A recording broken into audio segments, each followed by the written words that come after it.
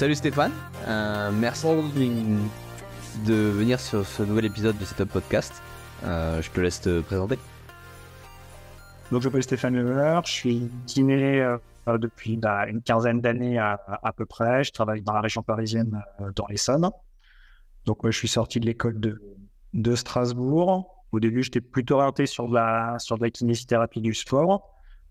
J'avais travaillé notamment un peu en relation avec le club de Massy en rugby, puis avec d'autres athlètes individuels, que ce soit en athlé, en badminton ou en hand. Donc, j'avais des personnes sportives, certaines sportives de bon ou de haut niveau.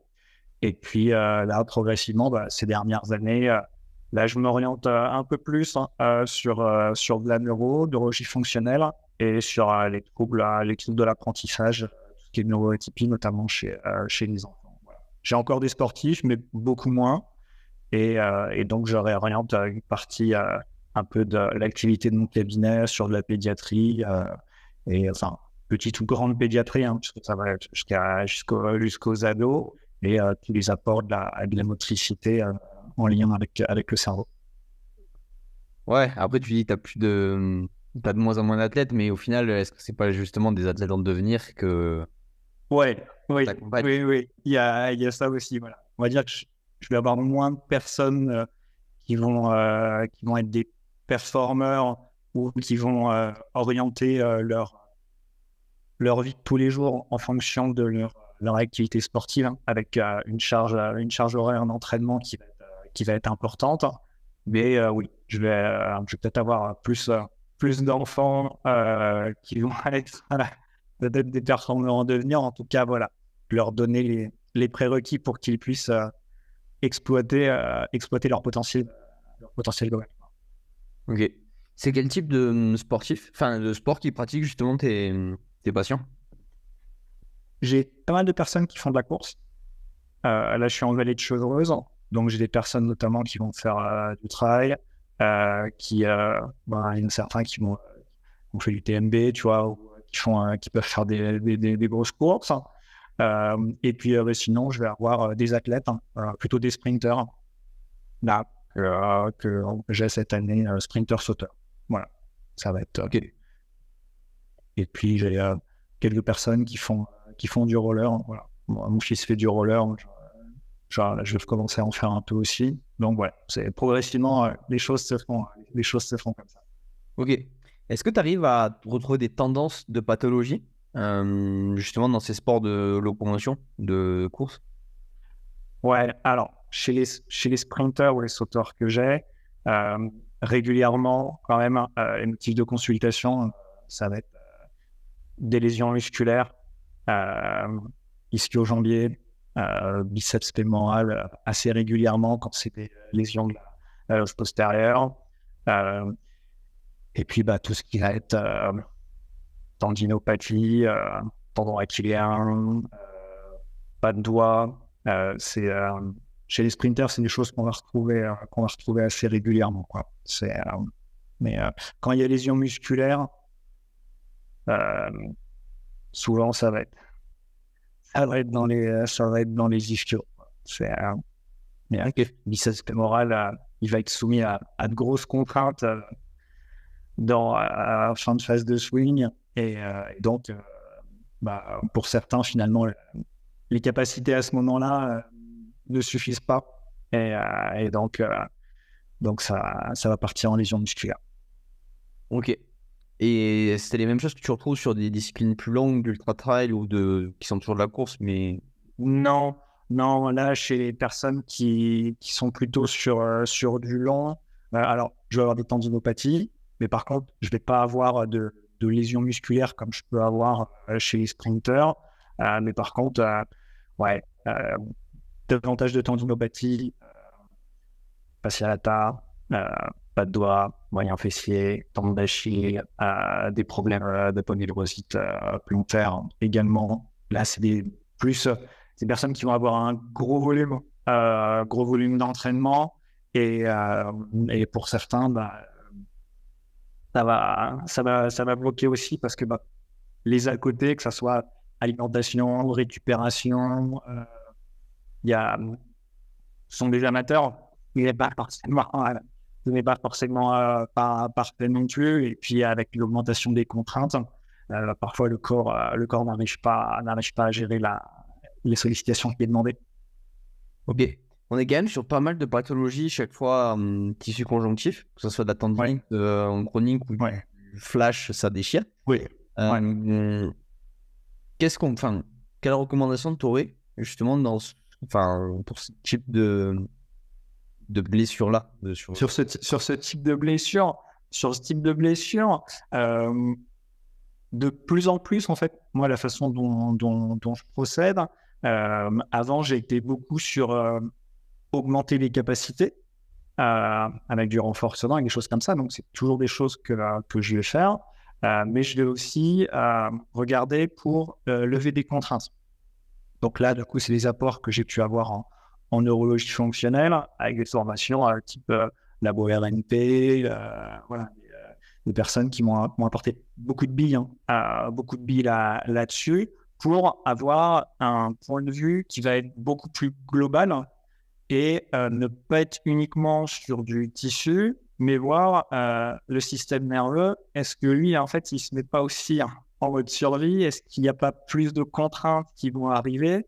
Et est-ce que ça va pas diminuer le potentiel de la personne? Voilà. Donc, quelqu'un qui, sur le système vestibulaire, va être moins performant. Peut-être que dans les descentes, peut-être que avec la fatigue, avec les changements de direction, il va surcharger son système musculo-aponeurotique parce que il va avoir des contraintes anormales.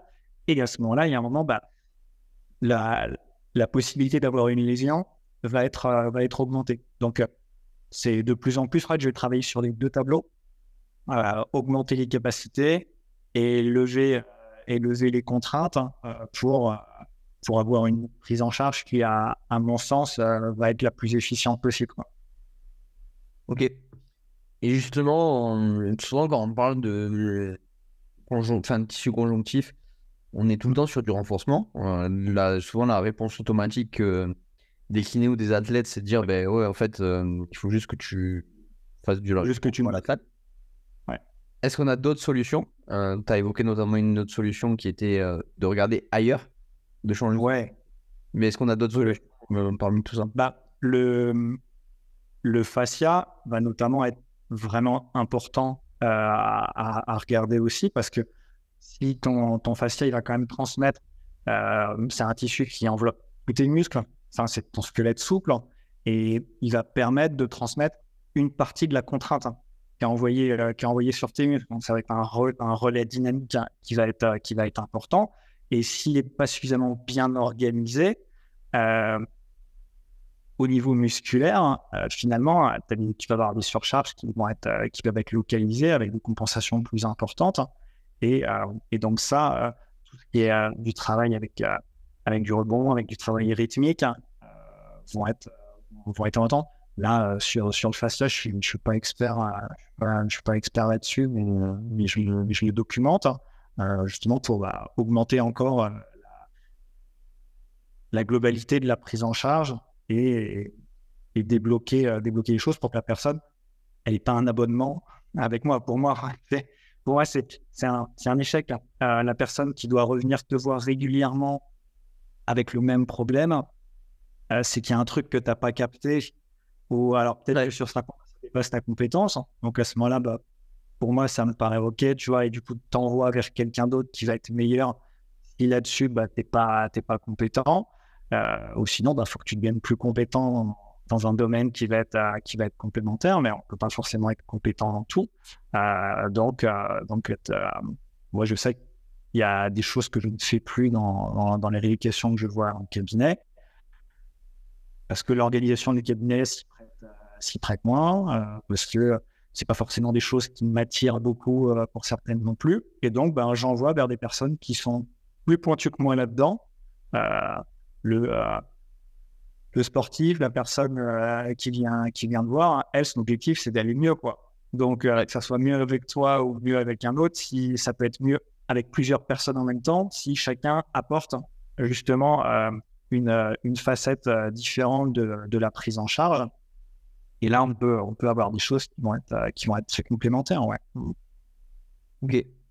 Justement, tu as des outils que peu de gens ont pour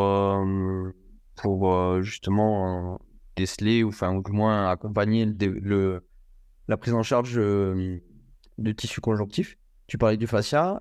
On avait notamment parlé du RSQ1, qui est quand même particulièrement innovant et je pense que ça peut rentrer, ça joue son rôle là-dedans. Oui, ouais. Là, moi, le Rescue One, je l'ai découvert avec Jérôme Signan en 2012, 2013 à peu près. Donc, je m'occupais d'une personne à ce moment-là qui a fait une très grosse pubalgie, qui est un sprinter. Il avait les championnats de France élite en athlétisme 3 semaines après, et il avait des douleurs jusqu'à pouvoir presque porter sa jambe pour monter dans sa voiture. Donc, quand tu es sprinter et que tu es à ce niveau-là, la compétition, c'est même pas envisageable à très court terme. Et donc, j'avais commencé à travailler et ça n'avançait pas à un rythme qui lui permettait de pouvoir revenir de manière à courte échéance, quoi. Il m'avait dit, écoute, je connais quelqu'un, on m'a parlé de quelqu'un, apparemment, tu vas le voir, bon, ça peut être dur ce qu'il fait, mais en une semaine, tu peux avoir de très, très gros résultats. Je lui ai dit, écoute, vas-y, parce que moi, je sais pas faire, quoi.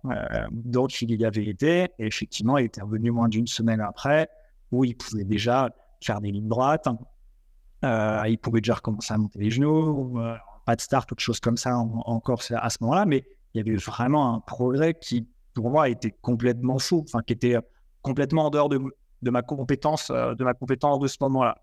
Et mon frère avait des gros problèmes de dos, donc je travaillais, je prenais en charge, mais ça s'améliorait. Et puis il y avait toujours un moment où il y avait une rechute.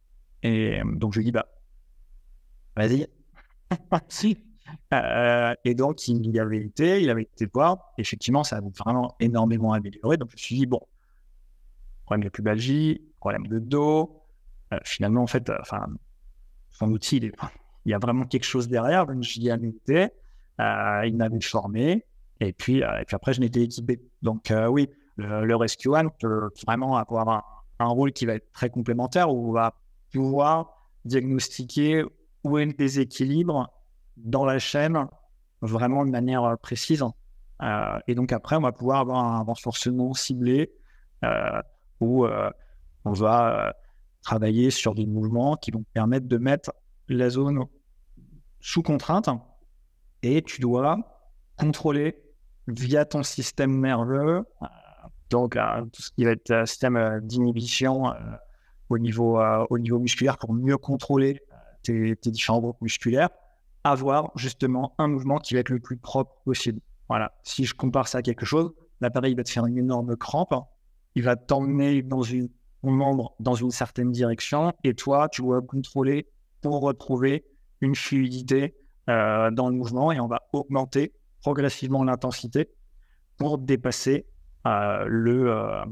l'intensité que tu pourrais demander en fait dans ton activité sportive, et donc arriver à un niveau où la personne, elle peut reprendre son sport ou son activité à plein potentiel.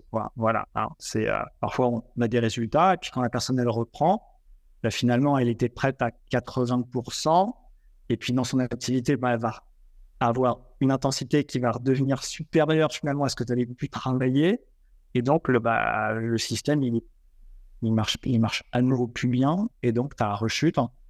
Donc, voilà. Là, son approche à Jérôme, lui, il avait été formé aux États-Unis, au Canada, et trouver le facteur limitant, c'est vraiment quelque chose qui avait changé ma façon de voir de jeune kiné, où tu dis, finalement, maillon dans une chaîne, la chaîne, elle est limitée par le maillon le plus faible. Et donc, le fait de trouver le maillon le plus faible te permet de rendre ta chaîne beaucoup plus forte, et peut-être qu'elle puisse aller vraiment à des niveaux extrêmement importants. Mais voilà, là, ça avait été vraiment un cap dans mon activité, dans ma réflexion sur l'humain, sur les traitements. C'est voilà, trouver le facteur limitant Et le facteur limitant, il peut être à beaucoup de niveaux différents. Oui, parce qu'après, il y a énormément de sphères et de domaines et Ouais. les touchent les uns avec les autres, ben, ça peut venir d'un endroit comme d'un autre, ou à deux endroits, ou à un endroit qui crée encore autre chose. Enfin, c'est que là, on est dans des choses avec plein de facteurs différents. Est-ce que maintenant, avec le travail que tu fais avec les athlètes en devenir, donc avec les plus jeunes, est-ce que tu arrives à avoir des tendances justement où ben, certaines problématiques qu'ils ont peuvent aboutir à ces faiblesses de tissu conjonctif et au final en fait aux pathologies qu'ont les athlètes avancés dans leur pratique en même temps. Ouais. Alors, ce que je peux voir, c'est que les, chez les enfants, chez les ados, finalement, quand ils pratiquent un sport, souvent, ils ne vont faire que ce sport-là. Ils vont faire que ce sport-là, et donc toutes les contraintes vont être orientées de manière très spécifique dans un sport. Donc, si tu t'entraînes que dans un domaine, tu deviens progressivement très bon dans ce domaine-là, mais tu deviens de plus en plus nul ailleurs. Il y a la spécificité de l'entraînement, quoi. Voilà. Et donc, pour moi, je pense que vraiment ce qui est intéressant, c'est de pouvoir, dans une période chez les jeunes, chez les enfants, chez les ados, c'est vraiment d'avoir des sports qui vont être complémentaires, des sports d'honneur. C'est vraiment quelque chose que je trouve intéressant, et d'avoir une motricité, en fait, où on va chercher à développer vraiment une force organique globale pour justement ensuite pouvoir casser des plafonds de verre. Les personnes qui atteignent le plus haut niveau dans un domaine, on s'aperçoit, elles sont bonnes dans plein de sports. Enfin, elles ont une coordination, elles ont un schéma corporel qui est au-delà de la norme, et c'est pas uniquement parce qu'elles ont pratiqué leur sport de manière intensive depuis qu'elles étaient enfants. Voilà. Donc, alors il y a des sports à maturité précoce, il y a des choses qui sont ça demande, en gymnastique chez les filles, l'entraînement est déjà extrêmement important dès l'enfance. Mais dans d'autres sports, il y a vraiment en fait possibilité de pouvoir retravailler aussi des choses à côté et qui vont permettre d'avoir un meilleur schéma corporel, d'avoir une meilleure force organique, et donc les consignes, les apprentissages vont pouvoir se faire d'une meilleure manière parce que tu auras plus de potentiel, parce que ton corps saura mieux s'adapter. Voilà. C'est vraiment quelque chose que je trouve qui est important et qui ne se fait pas forcément assez dans le sport. Chacun est assez centré sur ce qu'il fait aussi, parce que quand tu entraînes du foot, c'est du foot. Et comment faire comprendre aussi aux parents, parce que tu as la pression parentale qu'il peut y avoir autour, ou est-ce que sur une séance, en fait, tu vas pas faire des choses qui vont changer. Ouais. Et ça, voilà, ça c'est des choses où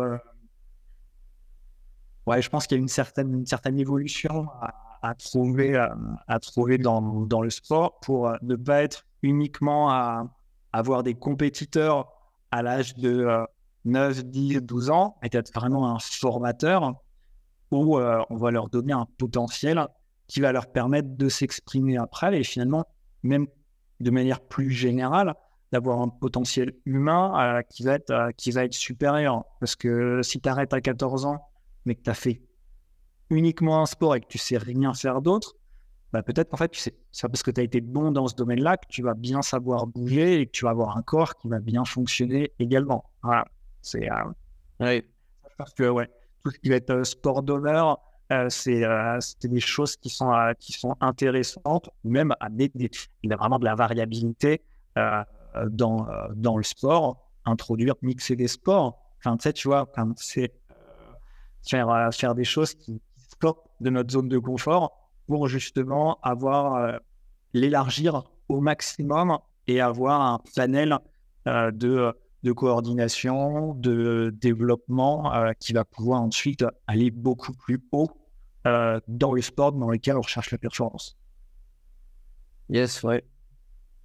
Et justement, est-ce que ça peut valoir le coup de commencer déjà à anticiper là ce problème de ce manque conjonctif enfin de tissu conjonctif parce que on sait que il y a des facteurs limitants à ce manque de tissu conjonctif qui sont pas liés à du musculaire, qui sont liés à ailleurs.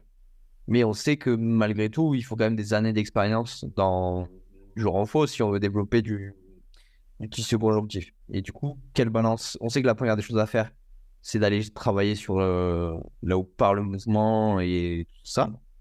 Mais est-ce qu'on peut déjà commencer à anticiper le développement du tissu conjonctif?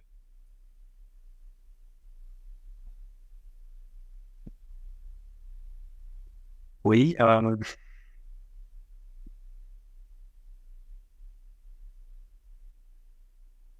réfléchis, tu vois là comment ces choses-là peuvent se mettre en place, notamment chez les enfants. Là,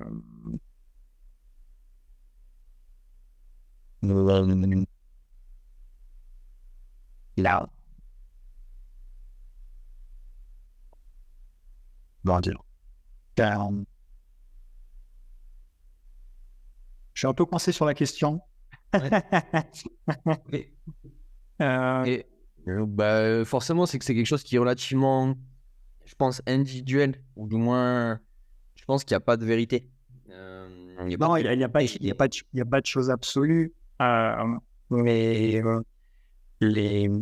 pour pouvoir l'anticiper, je pense que vraiment dès la petite enfance, le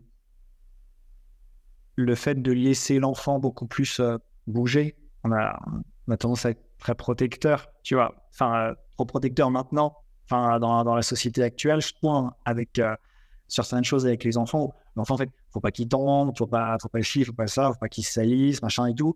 Et dans nos parcs, on voit moins d'enfants vraiment, tu vois, bouger librement. Le parent, il va tout le temps être souvent derrière. Non, ça met bien ton pied là, il vous prend le pied, il vous place, etc. Et je pense que, ouais, du coup, il faut commencer très tôt, finalement, euh, à avoir une stimulation générale. La source du tronc chez les enfants, elle est quand même sacrément faible, quoi. Des enfants pourtant, qui font du sport, qui sont incapables de faire des pompes, de faire des crunchs, au moins un certain nombre, de faire pistol squat, alors que pourtant ils pratiquent plusieurs heures par semaine leur activité. Pour moi, je pense que c'est déjà un problème en fait. C'est qu'on arrive, il y a certaines choses où il leur manque certains prérequis. Alors du coup, en fait, faut les retravailler, faut les redévelopper. Mais effectivement, comme tu disais, ça prend du temps. Ça prend du temps, ça se fait pas en un claquement de doigts. Et c'est la régularité aussi, comme dans tout, qui va être importante, hein. Donc là, on est sur des choses où gérer la régularité de stimulation avec des enfants dans différents secteurs, dans différentes orientations, c'est un petit être. Il a du mal à se prendre en charge tout seul sur des choses comme ça. Un adulte, si tu donnes un programme avec des choses qu'il a à faire, c'est facile. Donc, mais l'enfant, il va aussi être dépendant de ce que ses parents lui permettent de faire. Donc, il va pas pouvoir forcément partir dans la nature tout seul, tu vois, s'il est tout petit, pour s'amuser, pour aller grimper les arbres, etc., quoi. Donc, mais je pense qu'il y a un développement global de l'enfant dès l'enfance, pas pour chercher du haut niveau, c'est pas du tout ça.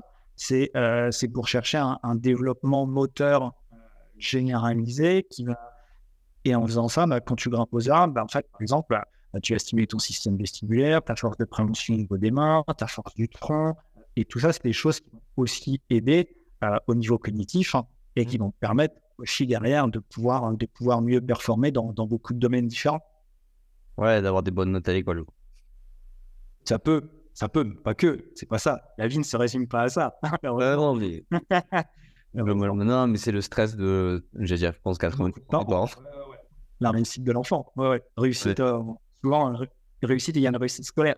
C'est, Ouais, c'est ça. Et après, oui, comme tu disais, c'est pas un programme. C'est que il faut réussir à manager un truc sans que ça soit un programme pour que ça passe. ouais, voilà. Et le jeu pour ça est quelque chose qui à tout âge, hein. On apprend énormément par le jeu et même nous en tant que professionnel de santé, coach, entraîneur, etc. Quand on a notre capacité à pouvoir raccrocher l'athlète, l'enfant, le client, le patient à des choses qu'il connaît déjà, il va pouvoir beaucoup mieux se les accaparer et beaucoup mieux les comprendre.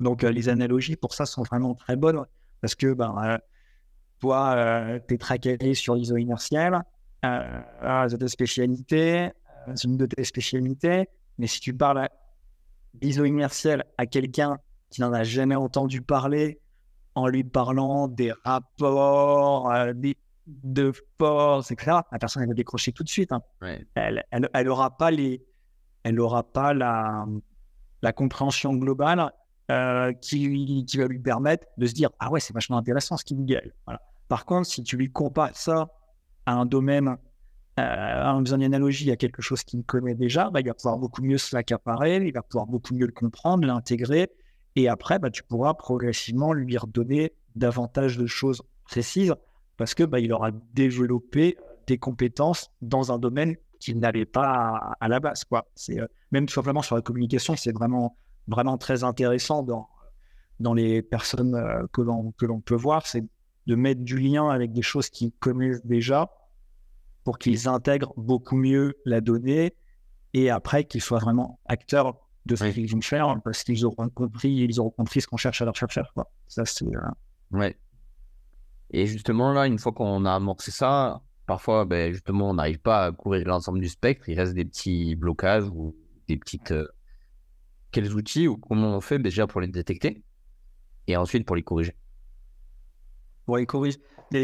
Alors là, c'est là où je trouve que c'est intéressant, même si on n'est pas brillant dans tous les domaines, d'avoir des outils de se former pour justement trouver, par exemple, s'il y a, je sais pas moi, t'es pas très au point sur le fascia, sur ces choses-là, mais avoir au moins une base de connaissances qui va te permettre, quand tu vas chercher, tu dis, ok, moi sur ce que je sais faire, ça marche bien, ça marche bien, ça marche bien, et puis, ah ouais, mais ça marche.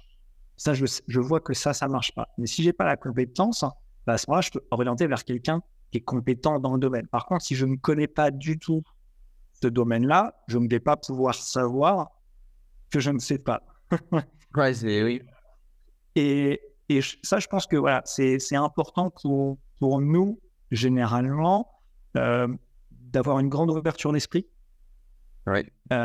Et de se former sur différents domaines, pas pour être expert, mais pour au moins avoir une certaine base de connaissances et pouvoir trouver, quand il y a quelque chose qui t'échappe, se dire « Ah ouais, c'est peut-être là-dessus.